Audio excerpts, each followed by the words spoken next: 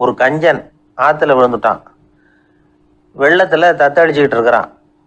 கரையில் நின்ன ஒருத்தர் உன் கையை கொண்டா இப்படி பிடிச்சி இழுத்து கரையில் சேர்த்து விடுறேன்னார்.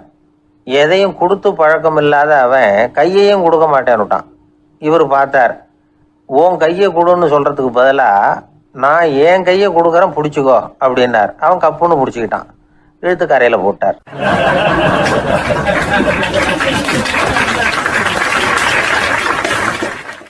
1816 வருஷம் செப்டம்பர் மாதம் 11 பிரான்ஸ் தேசத்தில் உள்ள ஒரு மருத்துவமனை. அங்கே ஒரு இளம் டாக்டர் கொஞ்ச நாளைக்கு முன்னாடி தான் அந்த ஆஸ்பத்திரியில் புதுசாக வேலைக்கு சேர்ந்துருக்கிறார். அவர் பேர் ரெனே லெனக். அவர் அன்னைக்கு காலையில் அந்த மருத்துவமனையில் அப்படியே ரவுண்ட்ஸ் வந்துக்கிட்டு இருக்கிறார். வார்டில் ஒரு படுக்கையில் ஒரு இளம் பெண் படுத்திருக்கிறார். அந்த பொண்ணுக்கு இருதய நோயாக இருக்கலாம்ங்கிறது மற்ற டாக்டர்கள் சந்தேகம். அந்த காலத்துல எல்லாம் ஒருத்தருடைய இருதய துடிப்பை தெரிஞ்சுக்கணும்னா நோயாளியின் மார்பில் டாக்டர் காதை வச்சு பார்த்து தான் தெரிஞ்சுக்கிறது வழக்கம். ஆனால் இந்த பெண்ணும் இளம் பெண், அந்த டாக்டரும் புதுசாக சேர்ந்துருக்கிறவர். அதனால் பரிசோதனை பண்ண தயங்கினார். கொஞ்ச நேரம் யோசனை பண்ணார். திடீர்னு ஒரு ஞாபகம் வந்தது அவருக்கு. அதாவது அன்னைக்கு விடியற் காலையில் தோட்டத்தில் அப்படியே வாக்கிங் போயிட்டு இருந்தப்போ சின்ன பசங்கள்லாம் ஒரு மரக்கட்டையை வச்சு விளையாடிக்கிட்டு இருந்தாங்களாம். அதை அவர் பார்த்துருக்கிறார். அது என்ன விளையாட்டுனா, ஒரு நீளமான மரப்பலகை, அதில் ஒரு முனையில் ஒரு பையன் தன்னுடைய காதை வச்சுக்கிட்டு இருக்கிறான். மறுமுனையில் இன்னொரு பையன் அந்த மரப்பலகையை ஒரு ஆணியால் கீறிக்கிட்டு இருக்கிறான். ஒரு முனையில் ஆணியால் கீறும் பொழுது மறுமுனையில் காதை வச்சிருக்கிற பையனுக்கு அந்த சத்தம் துல்லியமாக கேட்குது. அந்த டாக்டருக்கு காலையில் பார்த்த இந்த விளையாட்டு ஞாபகத்துக்கு வந்துட்டுது. உடனே என்ன பண்ணார் தெரியுமா? ஒரு நீளமான காகிதத்தை எடுத்தார். அதை அப்படியே உருளை மாதிரி உருட்டினார். ஒரு முனையை அந்த நோயாளியின் மார்பில் இடது பக்கம் வச்சார். இன்னொரு முனையில் தன்னுடைய காதை வச்சார். என்ன ஆச்சரியம்! நோயாளியின் மார்பில் நேரடியாக காதை வச்சு கேட்குறத விட துல்லியமாக கேட்டுது இதய துடிப்பு. இதய துடிப்பு மட்டும் இல்லை, மூச்சு இழுத்து விடுறது, திரவ பொருள்களின் அசைவு, எல்லா சத்தமும் தெளிவாக கேட்குது. கிரேக்க மொழியில் ஸ்டெத்தாஸ் அப்படின்னா மார்பு, ஸ்கோப்பின் அப்படின்னா பார்ப்பதுன்னு அர்த்தம். அதனால் டாக்டர் ரெனே லெனக் தான் கண்டுபிடிச்ச கருவிக்கு ஸ்டெத்தஸ்கோப் அப்படின்னு பேர் வச்சார். அவரே முதல் மாடலையும் செஞ்சார். அளவு ரொம்ப பெருசாக இருந்தது, சுலபமாக எடுத்துகிட்டு போகிறது கஷ்டம், அது அவ்வளோ கஷ்டமாக இருந்தது அது. அதனால் அவரே அதை அப்புறம் 2 பிரிவாக தயார் பண்ணார். இது 2 துண்டையும் டாக்டர் தன்னோட கோட்டு பாக்கெட்டில் வச்சுக்கலாம், தேவைப்படுறப்ப எடுத்து ஒன்றா சேர்த்துக்கலாம். இப்படி தான் அவர் ஆரம்பத்தில் பண்ணார். தன்னுடைய இந்த கண்டுபிடிப்பை பற்றி அவர் ஒரு புத்தகம் எழுதினார். நிறைய விற்றுது, புகழும் பணமும் சேர்ந்தது. பணமும் புகழும் சேர்ந்தது மாதிரியே அவருக்கு ஒரு நோயும் சேர்ந்தது. அது என்ன நோயின்னு கண்டுபிடிக்கிறதுக்கும் அவர் கண்டுபிடிச்ச கருவி தான் உபயோகப்பட்டு தான். அவரே அதை கண்டுபிடிச்சார். அவருக்கு வந்திருந்தது காச நோய். 1826 வருஷம் ஆகஸ்ட் மாதம் 13 உலகத்தின் முதல் ஸ்டெதஸ்கோப்பை கண்டுபிடிச்ச டாக்டர் ரெனே லெனக் காலமானார். அவர் சாகிறதுக்கு முன்னாடி மரத்தால் செஞ்சு வச்சுருந்த ஸ்டெதஸ்கோப்பை தனக்கு வேண்டியப்பட்ட ஒரு டாக்டர்கிட்ட கொடுத்து, என்னுடைய சொத்துக்கள்லேயே ரொம்ப வசந்தது அப்படின்னு சொன்னாராம். அதுக்கப்புறம் 3 வெள்ளைக்காரங்க சேர்ந்து இந்த கருவியில் சில மாற்றங்களை பண்ணாங்க. ஆனால் 1829 லண்டனில் டாக்டர் நிக்கோலஸுங்கிறவர் ஒரு காதால் இதய துடிப்பை கேட்குறத விட டாக்டர் 2 காதாலையும் கேட்கறது தான் சரியாக இருக்கும் அப்படின்னு ஒரு கருத்தை வெளியிட்டார். அதுக்கப்புறம் ரொம்ப காலம் கழித்து 1852 ஜார்ஜ் காமான் அப்படிங்கிறவர் ரப்பர் டியூபுகளை உபயோகப்படுத்தி 2 காதாலையும் கேட்குற மாதிரி ஒரு புதிய வடிவத்தை அதுக்கு கொடுத்தார். அதுக்கு பிறகு அது படிப்படியாக எவ்வளவோ மாற்றங்கள் இருந்தாலும் ஆரம்பத்தில் டாக்டர் ரெனே லெனக் உருவாக்கின அடிப்படை மாடலை யாரும் மாற்றி அமைக்கலைங்கிறது தான் முக்கியமான விஷயம். நமக்கு தெரிஞ்ச ஒரு ஆஸ்பத்திரி, அதில் ஒரு நோயாளி, காலை நேரத்தில் நர்ஸு அந்த பக்கமாக போயிட்டு இருந்தாங்க. அதை பார்த்துட்டு ஒரு நர்ஸுன்னு கத்துறார். நர்ஸு அவசரமாக ஓடி என்ன விஷயம்னு கேட்டாங்க. சிஸ்டர், இங்கே பாருங்கள், உங்கள் டாக்டரை என் நெஞ்சில் ஒரு காதை வச்சு கேட்டுக்கிட்டு இருக்கிறார் அப்படின்னார் நோயாளி. சிஸ்டர் பதட்டப்படாமல், அதனால் என்ன, இந்த டாக்டர் பழமையான விஷயங்களில் ரொம்ப நம்பிக்கை உள்ளவர், அதனால் ஸ்டெதாஸ்கோப்பை உபயோகப்படுத்தாமல் காதை வச்சு கேட்குறார், அது ஒன்றும் தப்பு இல்லை அப்படின்னாங்களாம். ஐயோ, அதுக்காக இல்லை சிஸ்டர், இவர் என் நெஞ்சு மேலே தலையை வச்சது நேற்று ராத்திரி 9 மணி, இப்போ விடிஞ்சு போச்சு, இன்னமும் தலையை எடுக்கவே இல்லை, அதுக்காக தான் சந்தேகப்பட்டு உங்களை கூப்பிடுறேன் அப்படின்னாராம்.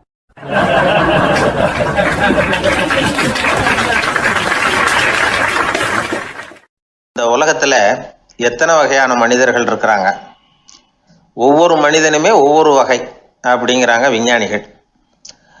மனிதர்களை 3 வகையாக பிரிக்கலாம் அப்படின்னு சொல்கிறாங்க மெய்ஞானிகள். இவங்களை பற்றிலாம் ஏற்கனவே நாம் பேசியிருக்கிறோம். இப்போ டாக்டர் எட்வர்டு பேட்ச் அப்படிங்கிற நிபுணர் என்ன சொல்கிறார் தெரியுமா? மனிதர்களை 7 வகையாக பிரிக்கலாம்ங்கிறார். மனிதர்களின் மனநிலை அடிப்படையில் அவங்கள 7 விதமாக வகைப்படுத்துகிறார் அவர்.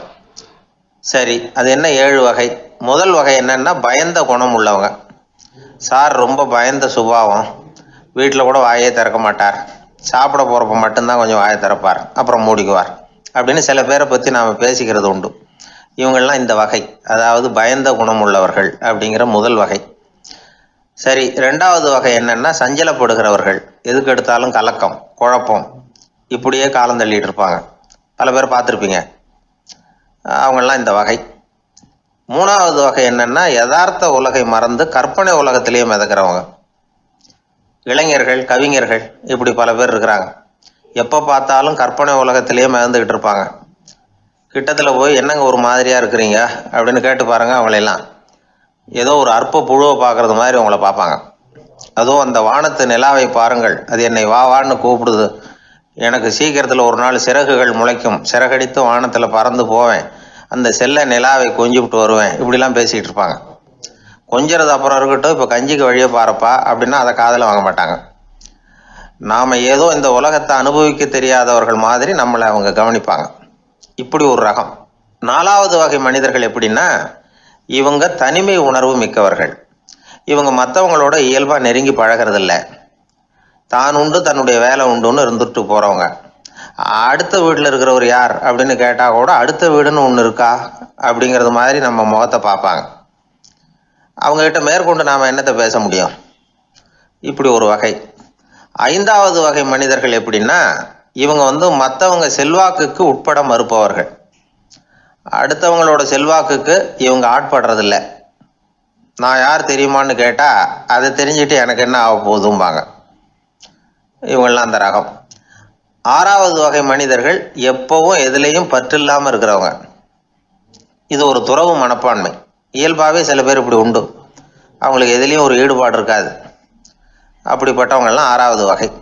7வது வகை மனிதர்கள் மற்றவங்க கவலையை தன்னுடையதாக ஆக்கிக்கிட்டு கவலைப்படுறவங்க. இவங்கெல்லாம் மகாத்மாக்கள். தாம் வேறு அடுத்தவங்க வேறு அப்படிங்கிற எண்ணம் இவங்களுக்கு வர்றதில்லை. அதனால் அடுத்தவங்களுக்கு ஒரு துன்பம் வந்ததுன்னா இவங்களால சும்மா இருக்க முடியறதில்லை. ஆகக்கூடி இப்படி 7 விதமான மனிதர்களை அடையாளம் காட்டுறார் அந்த நிபுணர். இதில் நாம் எந்த வகையில் வர்றோம் அப்படிங்கிறத நாம தான் அடையாளம் கண்டுபிடிக்கணும். எனக்கு தெரிஞ்ச ஒரு மனிதர் உண்டு. அவர் ஒரு வித்தியாசமான வகை. எதையும் நடைமுறை சாத்தியமாக சிந்திக்கிறவர். எப்பவும் அடுத்தவங்களும் நல்லா இருக்கணும், நாமும் நல்லா இருக்கணும் அப்படின்னு ஆசைப்படுறவர். அவருக்கு ஒரு சமயம் திடீர்னு உடம்பு சுகம் இல்லாமல் போயிட்டுது. டாக்டர்கிட்ட போனார், பணம் கொடுத்தார், வைத்தியம் பார்த்துக்கிட்டார். அவர் எழுதி கொடுத்த மருந்து சீட்டை வாங்கினார். ஒரு மருந்து கடைக்கு போனார், பணம் கொடுத்தார், மருந்து வாங்கினார். அதை எடுத்துகிட்டு வீட்டுக்கு வந்தார். அதுக்கப்புறம் அந்த மருந்து அவர் சாப்பிடணும்ல, சாப்பிடவே இல்லை, அப்படியே சும்மா வச்சுட்டார். அவரை பார்த்து கேட்டேன், ஏன் சார் இப்படி பண்ணுறீங்க, வீண் செலவு தானே இது, நீங்கள் ஏன் டாக்டர்கிட்ட போய் பணம் செலவு பண்ணினீங்கன்னு கேட்டேன். அவர் சொன்னார், டாக்டர் வாழணும் இல்லையா, அதனால தான் அப்படின்னார். சரி, அப்புறம் ஏன் மருந்து வாங்கினீங்க அப்படின்னு கேட்டேன். மருந்து கடைக்காரர் வாழணும் இல்லையா, அதனால தான் அப்படின்னார். சரி, அப்புறம் ஏன் வாங்கின மருந்து சாப்பிடாம வச்சுட்டீங்க அப்படின்னதுக்கு, நான் வாழணும் இல்லையா அதனால தான் அப்படின்னார். இவர் வாழ்க்கையை புரிஞ்சுக்கிட்டவர். இப்படி வாழ்க்கையை புரிந்து கொண்டு வாழ தெரிஞ்சுக்கணும். எந்த வகை மனிதர் நாம் அப்படிங்கிறத புரிஞ்சுக்கிட்டு வாழ்ந்தோம்னா வாழ்க்கையில் வெற்றி நிச்சயம்.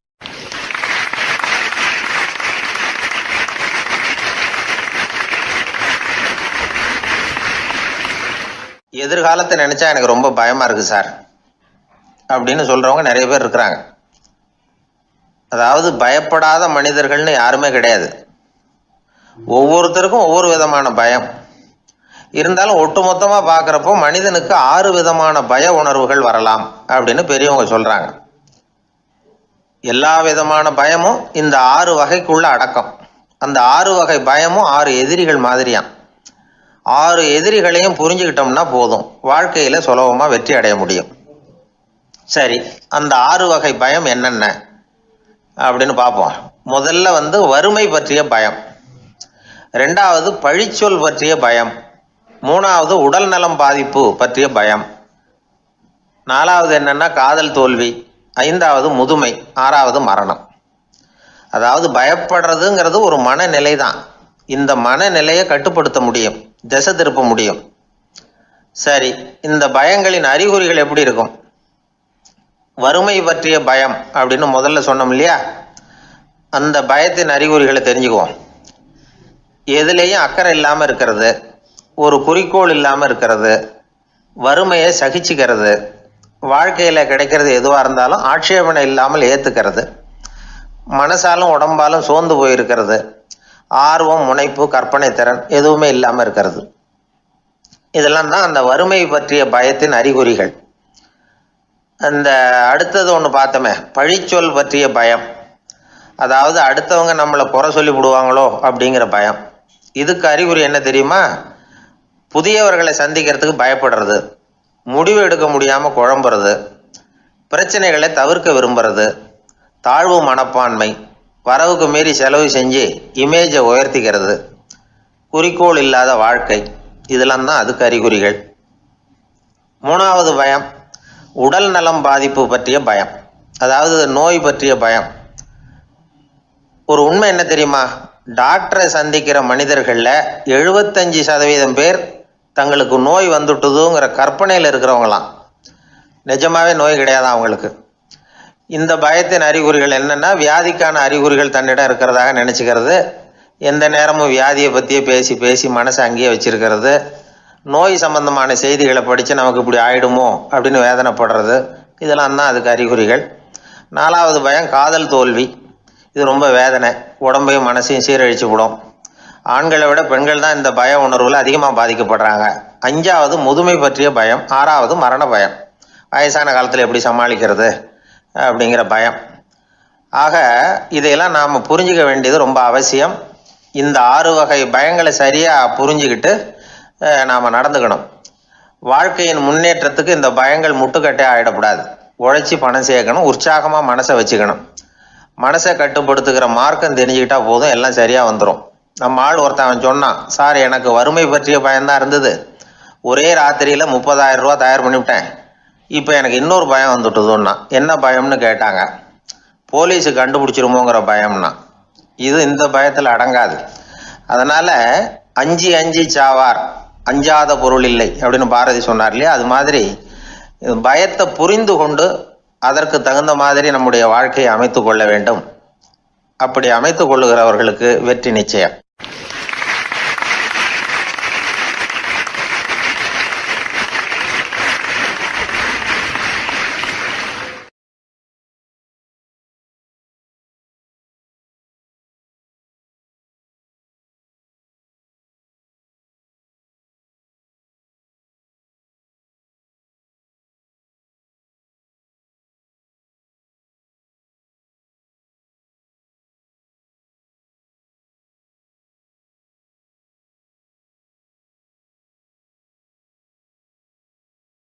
ஆர்வமா பார்த்தா இவன் காலடிக்கு பின்னாடியும் தொடர்ந்து இன்னொரு காலடி வந்துகிட்டே இருந்தது. கடைசி வரைக்கும் தொடர்ந்து இருந்தது. என் பின்னாடி நீங்க வந்திருக்கீங்க போல இருக்க அப்படின்னு நான் கடவுள்கிட்ட. அதுக்கு கடவுள் சொன்னாரு, அப்படி இல்லப்பா, அது ரெண்டுமே உன்னோட காலடிகள் தான். எப்ப பார்த்தாலும் நீ குடி போதையில 2 ஆசாமியாவே இருந்திருக்கிற, அப்படியே வாழ்க்கையை முடிச்சுக்கிட்டு நேரா இங்க வந்து சேர்ந்திருக்கிற அப்படின்னு அதுக்கு விளக்கம் கொடுத்தாரு.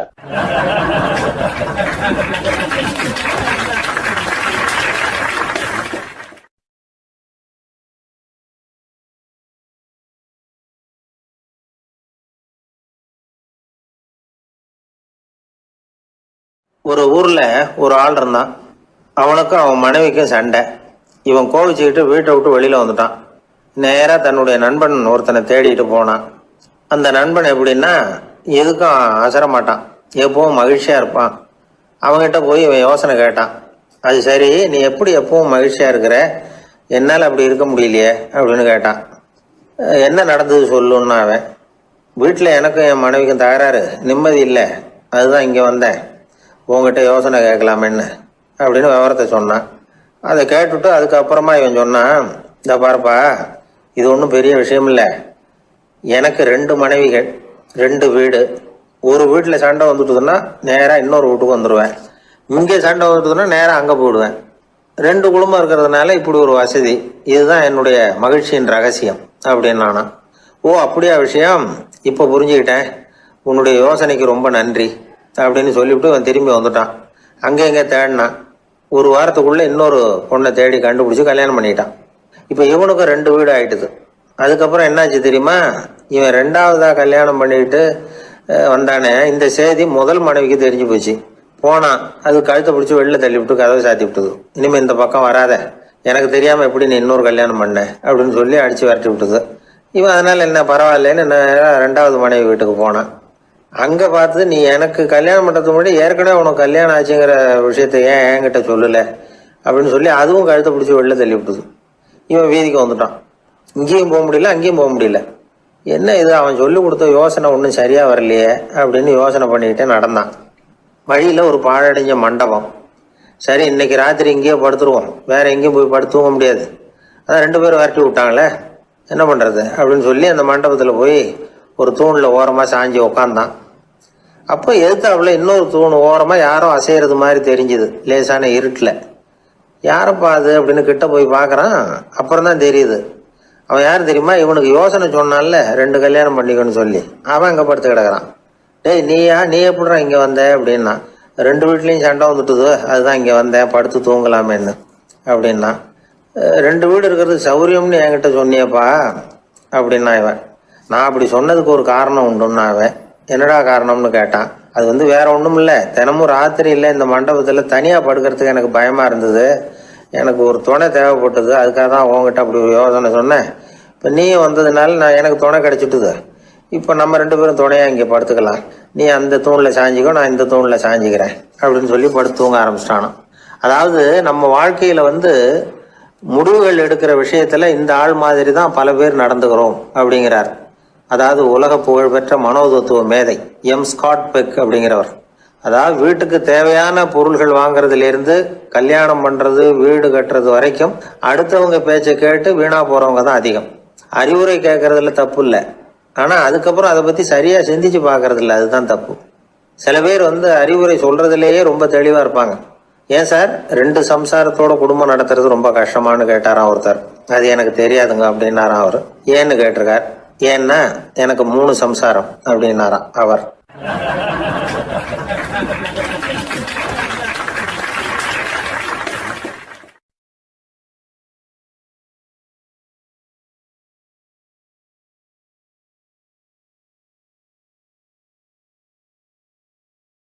ஒரு புகழ்பெற்ற ஜப்பானிய சாமுராய் வீரன், வாள் வீசுறதுல ரொம்ப கெட்டிக்காரன். ஒரு கடுமையான போரில் கலந்து கொண்டுட்டு களைச்சி போய் திரும்பி வந்தான். படுக்கையில் விழுந்தான். பக்கத்தில் என்னமோ சத்தம் கேட்டுது. திரும்பி பார்த்தான். ஒரு எலி அவனை முறைச்சி பார்த்துக்கிட்டு இருந்தது. உடனே வாழை உருவனா வீசினான். அது தப்பிச்சிட்டு ஓடி போச்சு. எவ்வளோ முயற்சி பண்ணி பார்த்தா முடியல. கடைசியில் அந்த வாள் முறிஞ்சு போனது தான் மிச்சம். ஒரு பக்கம் அவனுக்கு இது அவமானமாக போயிட்டுது, இன்னொரு பக்கம் பயமாக போயிட்டுது. எவ்வளவோ போர்களில் எதிரிகளை பந்தாடினவன் அவன் ஒரு எலிகிட்ட தோற்று போய்டுறதா அவனால் சகிச்சிக்க முடியல. மனைவிகிட்ட சொன்னான் இப்படி நடந்துட்டுதுன்னு. அவன் சிரிச்சா. உங்களுக்கு புத்தியே இல்லை, எலியை போய் யாராவது வாளால் வெட்டுவாங்களா அப்படின்னு அந்த அம்மா சொன்னதும், நீ என்ன சொல்கிறேன்னா, ஒரு பூனையை கொண்டுட்டு வந்துட்டா போதும், அதுக்கப்புறம் ஏன் எலி வரப்போகுது அப்படின்னது அந்த அம்மா. உடனே ஒரு பூனை சேர்ந்தது. அது சாதாரண பூனை இல்லை, வீர சாகசங்கள்லாம் செஞ்சு பழக்கப்பட்ட பூனை. பெரிய இடத்துல வளர்ந்தது. அதை கொண்டுட்டு வந்துட்டாங்க. அந்த பூனை குறி பார்த்து எலி மேலே பாஞ்சுது. ஆனால் அந்த எலியை சுலபமாக தப்பிச்சு போட்டுது. அடுத்தபடியாகவும் பாயறதுக்கு முயற்சி பண்ணிச்சு அந்த பூனை. ஆனால் அந்த எலியோ ரொம்ப தந்திரமாக திடீர்னு அந்த பூனையின் முகத்துக்கு நேராக பாஞ்சுது. அவ்வளவுதான். அந்த பூனை பயந்து போய் ஒரே தாவி ஜன்னல் வழியாக வெளியில் ஓடிப்போச்சு. அந்த வீரனுக்கு இது ஒரு பெரிய அதிர்ச்சியாக இருந்தது. அடுத்தபடியாக யோசனை பண்ணான். ராஜா வளர்த்துக்கிட்டு இருந்த அரண்மனை பூனையை ஒரு நாள் இரவலா கேட்டு வாங்கிட்டு வந்தான்.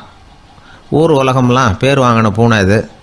அந்த பூனையாலும் அந்த எலியை ஒன்றும் செய்ய முடியல. வீரனுக்கு ரொம்ப அதிர்ச்சி. அந்த அரண்மனை பூனைகிட்டையே போய் புலம்புனான். அரண்மனை பூனையே, நீயே தோற்று போயிட்டியே, இனிமேல் நான் என்ன செய்ய முடியும்னா. அந்த பூனை சிந்திச்சுது.